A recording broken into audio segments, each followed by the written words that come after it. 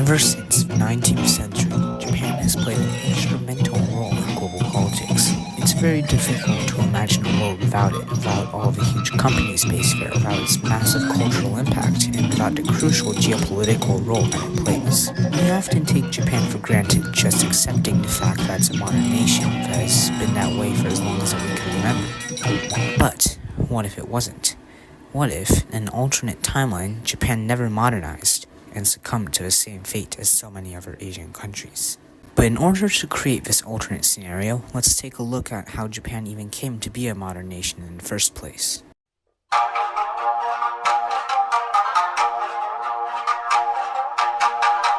Let me set the stage. Japan, for around half of the past millennium, was an isolationist military dictatorship under the Tokugawa shogunate. Why was it isolationist? The previous kind of shogun who reunited Japan after 100 years of constant warfare tried to create a Japanese empire, but failed because of basically one naval general as well as the Ming. Anyways, he died, there was a brief struggle for power, and the Tokugawa clan came out on top. They weren't isolationist yet. That would come when a bunch of people on this peninsula rebelled for a variety of reasons, but the main one was a persecution of Christianity.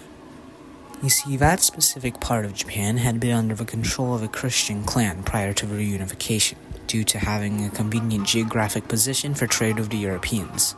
After the reunification, the people in charge of that area weren't Christian, they persecuted it, which along with poor management of the area caused a rebellion. By the way, this rebellion was headed by a 16-year-old. And I'm here writing a script for an alternate history video. So eventually, with help from the Christians, the Tokugawa were able to put down the Christian rebellion. Man, if I had a penny for every time that the US threatened to nuke China in the first half of the 1950s during the Civil War. No, I'm not doing that again. Anyways, the Tokugawa then got very paranoid about other foreign ideas influencing their subjects, so shut off all trade with foreign countries, except for their close neighbors and the Dutch?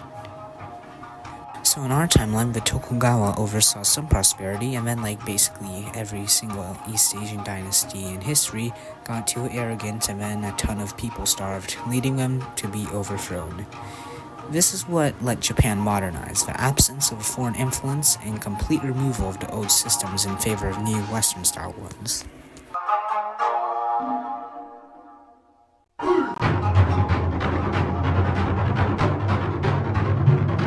The point of divergence here will be either the Europeans discovering Japan earlier or the Sengoku period lasting longer. This is because without a united Japan, the Europeans could continue to spread their influence relatively unchecked. In our timeline, they were able to gain a decent sphere of influence, even converting a few prominent figures to Christianity. Discovering Japan even earlier would allow them to garner a much larger and deep-rooted one.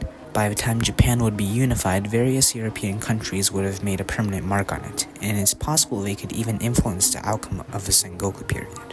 To the Europeans, Japan could serve as a potential naval base or intermediary between them and China, because as we know, they weren't the most willing to trade. For this reason, as well as access to Japan's untapped markets, various European powers would want favorable trade deals with Japan, leading them to compete for influence. I assume that by 1650, the most influential European powers would be Portugal and the Netherlands, possibly having a few exclusive ports. How would this impact Japan? Well, there would probably be much more instability between the European-influenced Japanese and the traditionalists. This could possibly lead to some kind of uprising like the Shimabara Rebellion in our timeline, but on a much larger scale. Would the Europeans help this uprising? Likely not. As though they were Christian, the Japanese government would have already been cooperating with their demands. Something they would do, though, is use the instability to expand their influence on the Japanese government, offering military aid in exchange for more favorable trade deals.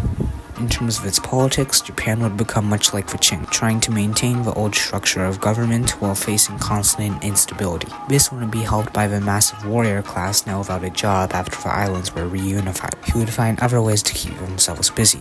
In our timeline, this hunger was satisfied by the Japanese invasion of Korea, but I doubt that Japan would do that, considering that Chosun was a Qing tributary and the Europeans wanted to be on the Qing's good side, and Japan was, well, influenced by the Europeans. Japan would look elsewhere than conquering Hokkaido earlier and possibly even the Kuril Islands or even far eastern Siberia, although that's unlikely. So, in an odd twist of fate, Japan would be larger earlier in this timeline. The ruling clan wouldn't be popular as they would be seen as traitors by selling Japan off to the Europeans, but they would have the loyalty of a large chunk of the military and the international community. Any rebellions that did happen would be suppressed and eventually Japan would stabilize. Although it would arrive much later in the 1700s, Russia would be a major contender for a sphere of influence in Japan, as it desperately needed access to warm water ports. In order to get these ports, Russia would need a strong enough navy, which they lacked, especially on the Pacific coast. This could have some interesting side effects, possibly leading the Russians to construct a relatively powerful Pacific fleet, at least powerful enough to enforce its will upon the comparatively weak Japan. This would also likely lead to an earlier Trans-Siberian Railway, due to the economic need to get goods from the Russian heartland to the Pacific. They would also try to take whatever part of Siberia Japan held, but this could be met with backlash from the other European nations with a presence in Japan, seeing as Russia trying to get an upper hand. The maritime powers of Portugal, Spain, the Netherlands, and Britain would also likely have a strong sphere of influence in Japan. This would not only be for economic reasons, but also to counter Russia, as a Russia with access to warm water ports means a Russia that can modernize easier, and a Russia that could seriously offset the balance of power in continental Europe. Of course, they would have a few treaty ports here and there from the beginning, but they would get real incentives to gain power in Japan once Russia got into the game. This could also be seen in our timeline, where Russia also tried to get more water ports in the Middle East, which the British firmly put a stop to. It's likely that the British would be the main proprietor against Russian expansion into Japan, as they had the most to lose from a united Europe under one nation. With warm water ports, that nation could be Russia, as it had massive potential, much more than Germany or France. With that in mind, Britain would strengthen Japan to stand its ground against Russia, but it would make sure that they would be firmly within the British sphere of influence. The British wouldn't directly attack the Russians, as that would spark a major war in Europe, but thankfully for them, one would come anyways. The Crimean War would give the British the perfect opportunity to take Russian ports, so that's exactly what they would do. This would leave Britain as a dominant power in Japan, the Netherlands and Portugal likely tracing not too far behind. One thing is for sure though, Japan will be nothing more than the Europeans' plaything.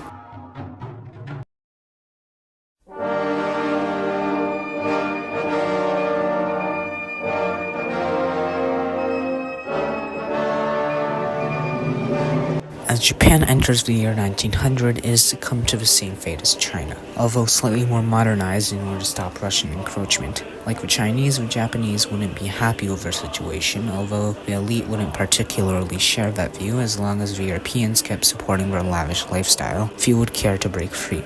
The people wouldn't just give up though, and it's likely that either an extreme nationalist or communist movement would gain popularity in the 30s, but it's more likely that the communists would win the heart of the populace, weaponizing the hatred of foreign powers. I doubt that they would be able to gain power though, at least while the European powers have a say. But nothing can last forever, and with the end of World War II and the start of decolonization, the US would take the place of the Europeans as a major Western power in Asia. More likely than not, the British would give up most of their treaty ports, maybe retaining one or two. This would be the story for the rest of the European powers, as they would need to focus on rebuilding after the war, not maintaining their waning geopolitical influence. With the Europeans now out of Japan, the communist movements would really begin to spread their roots. The Americans, being the new major Western power in the Pacific, wouldn't be too happy about this, and would definitely intervene on the side of the monarchy. This would probably spiral into a Vietnam-style situation, the US fighting a lengthy, sluggish war to suppress the communists. Would this work? Maybe. It's hard to say. But I would imagine that with the Soviet Union right there and the US all the way over there, the communists would eventually win, establishing the People's Republic of Japan sometime in the 70s. The new communist government would probably follow the route of Vietnam. Sorry about all the Vietnam comparisons, but that's the closest equivalent I can find in our timeline.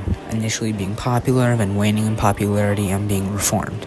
I think Japan would be worse off though, as unlike Vietnam, it doesn't have many natural resources or good agriculture. And as you probably know, not having good agriculture on top of devastation from a war, on top of communist collectivization policies, which don't have the best track record, lead to famine. and oh boy would Japan have famines. This would probably lead to an eventual overthrow or reform of the communist government, orienting itself more towards capitalism in the West or market socialism and the remnants of a second world. But historically inaccurate, what about all the side effects? Well, I'm gonna get into that, and boy are there a lot.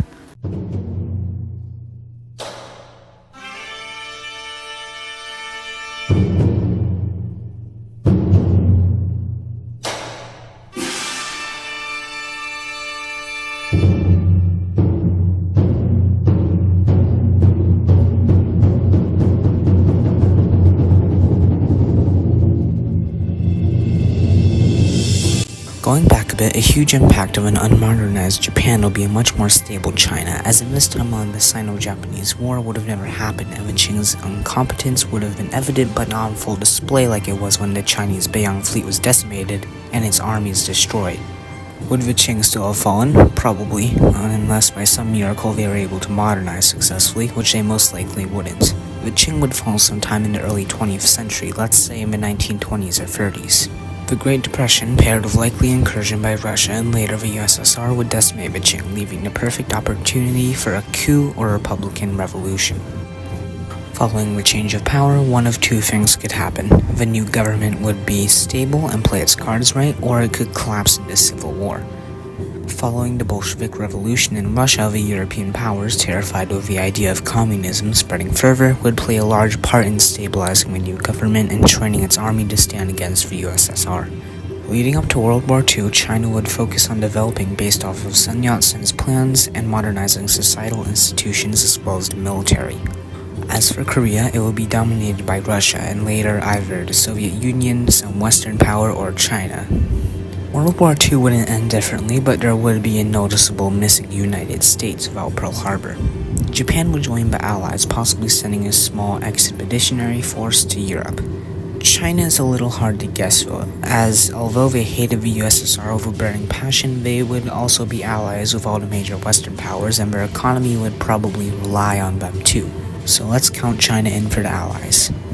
Although the US wouldn't be directly involved in the war, it would still send supplies to Britain and France. This would be on top of the resources they wouldn't lose to Japan and Southeast Asia, allowing Free France to be better off as well. The Axis still wouldn't have much of a chance at victory, and the Germans would still backstab the USSR would fight them back to Berlin, and Europe would be a little more red, with France, Italy, and maybe a few others being the only countries liberated by the West. Nothing much would change in Asia, with the Europeans still retaining colonies in Southeast Asia. This would probably continue until the period of decolonization in the 50s and 60s, as without a strong Japan to kick the Europeans out of Asia, they would likely remain until around the time they were losing control of their African colonies. The British would let go of their colonies like they did in Africa, but France, they wouldn't leave without a fight. The Indochina War would still happen and France would still lose, same with the Dutch. China most likely would support the independence movements, as although they had relatively good relations with Europe, they would want to help their fellow Asians more. Speaking of communism, the West would still win the Cold War. Even without a few European countries and Japan, the USSR still lost most of China. Speaking of which, what happens to the rest of China? Manchuria and East Turkestan would be firmly in the Soviet sphere, and once it collapsed, they would too, being replaced by your average post-Soviet quote-unquote democracy. They wouldn't rejoin China, as being under communist rule for 80 years changed the region significantly and were culturally different as well. China would be a lot like it is in our timeline, although with less censorship and a little more prosperous. Even though it would lose a few regions, there would still be no great leap forward or any of this other stuff. After developing their industry, China would easily become the manufacturing hub of the world by the 50s, because, none of this stuff happened. By the 80s, it would be a prosperous country and regain most of its lost ports. The rest of post-colonial Asia would be about the same except for India. Although I don't know if they would be communist, they would definitely have stronger ties with the USSR than in our timeline. Although they did have ties in ours, it would be more extreme in this one. That's all I'm covering, because there would be so many other butterfly effects that this video would be hours long if I included them. So enough side effects, let's go back to the main story. Emerging from a turbulent era of reform and political upheaval, the modern-day Japanese state will be economically strong for its size, but nowhere near where it is in our timeline, maybe around modern-day South Korea. Societally, Japan is politically divided between the rural and urban populations, as without the massive urbanization, the Japanese countryside would remain relatively populated. Geopolitically, it will be largely neutral, likely allying with the states of the Second World. It would hold relatively positive diplomatic relations with most of the world, and it's definitely still a popular tourist destination, for better or for worse. It would function as a market socialist or capitalist economy, depending on whether the PRJ reforms or collapses. Societally, it would be a lot less conservative than our Japan for quite evident reasons, but it would still preserve its culture like China did post-Mao. Politically, there's no way it would be a monarchy. It would either be a republic or a socialist state. In the communists not totally collapsing in on themselves scenario, it would still be run as a de facto one-party state or dominant party democracy, just like Japan today. If it went the other direction, there would probably still be a prominent left-wing party, but chances are that it wouldn't really gain any kind of popularity until around the 2010s. A collection of different right-wing parties would probably be dominant in the country from the collapse up until a younger voter base gets involved. So today, I would imagine a big tent right-wing party and one or two left-wing parties dominating the government, with a few fringe parties here or there. But with the entire video out of the way, let's ask the real question all of you actually clicked for. Would anime still exist? Maybe. Manga was invented in 1814, and I don't think that this timeline would change that, and if manga exists, then so would anime. I don't know, but what I do know is that if it did, it will be a lot smaller, because the Japanese economy will be smaller as well. But what I do know is that maybe the real anime was the friends we made along the way. Okay, I'm so sorry about that ending. I don't know why I did that, but it was in the script, so I just kind of said it. And I worked extremely hard on this, so I would be very much appreciative if you decided to like and or subscribe. That would be amazing. My goal is to hit around 100 subscribers. That would be amazing. Maybe I'll make a special, but for now, I will stop yapping, and thank you for watching.